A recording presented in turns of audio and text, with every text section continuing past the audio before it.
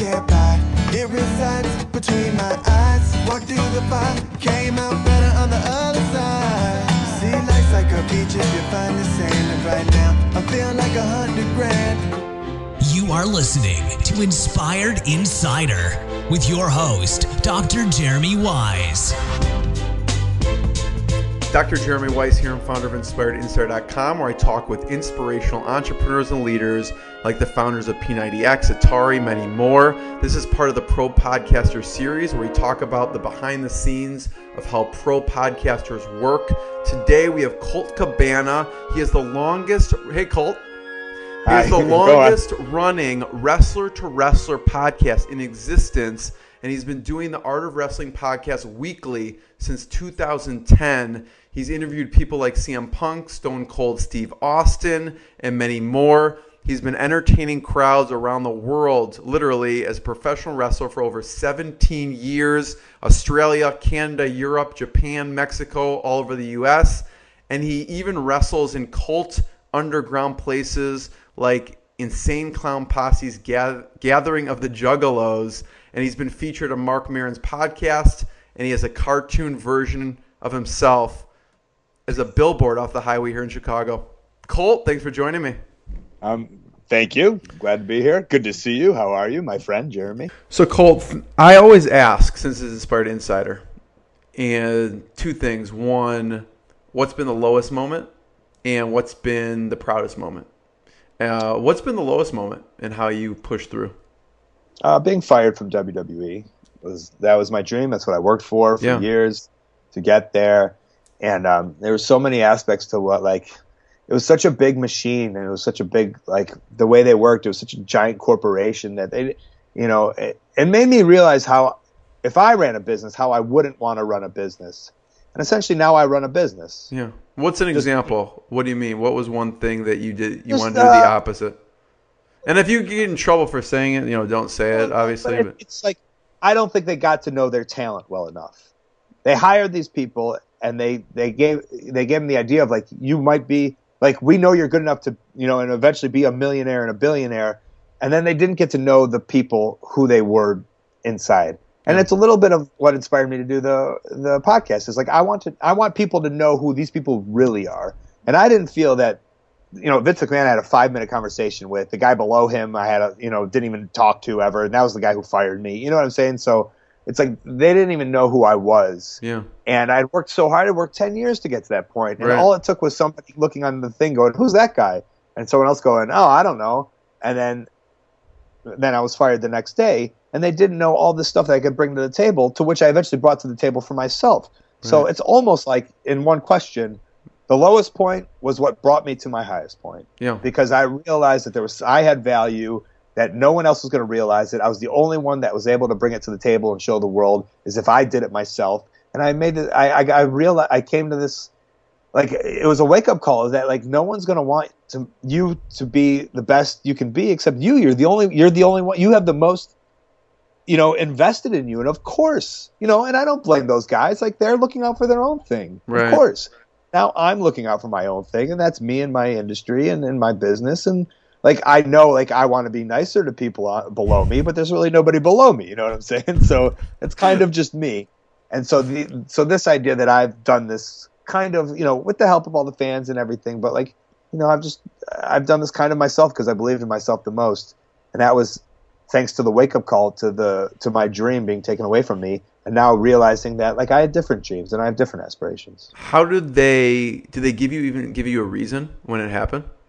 They gave me a stock line that they were giving everyone at the time, which is called "Creative Has Nothing for You," which is their creative team comes up with ideas, and they say, "Sorry, creative has nothing for you." So, you can see on YouTube, me and my friend Marty DeRosa, we started a web series called "Creative Has Nothing for You," and it's it's a comedy show about different, it's about me, the wrestler, talking to the management. Marty plays the management, and that's kind of how I went into all of it. Like, I went into it, you could tell, like, just that idea, like, you could tell I was pissed off. And I was, like, I had a chip on my shoulder, and I was going to use comedy as, like, my defense mechanism. And that's kind of, like, how I've worked, like, this whole thing. Like, and I was driven to like prove people wrong, you know. And just in the idea that that's how they fired me, saying creative has nothing for you. And then I started a web series that's called Creative Has Nothing For You. Kind of sums it up. What is it like when you get there, though?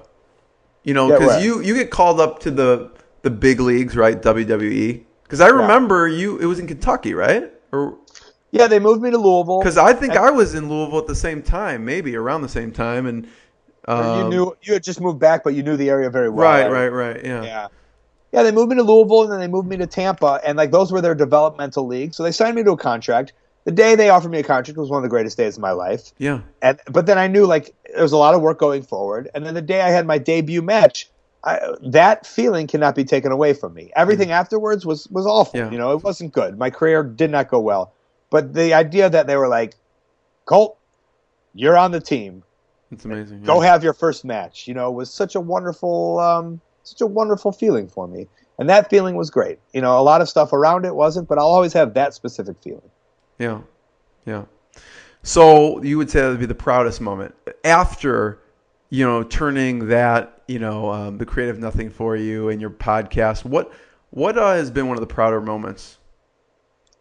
I mean, it's all just like, it's not like, and I think that's the most important thing is that like, you can't just define like once you do something, then you got to move on to the next thing. Like you can't, there's not like one big, like I've had a lot of wonderful moments. I mean, you know, I don't know. I wrestled one of my heroes, Johnny Saint, in England, you know, in front of 1,000 people in Sheffield, England. He was he was 68 at the time.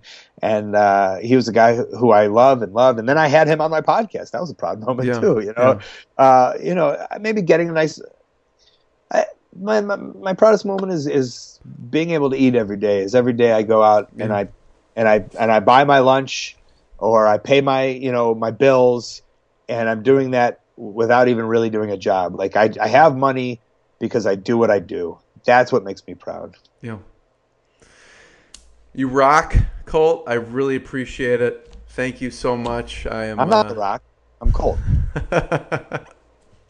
Different guy. Different guy. Damn, I've been doing this all wrong. Yeah, way better story than I have. Way more money.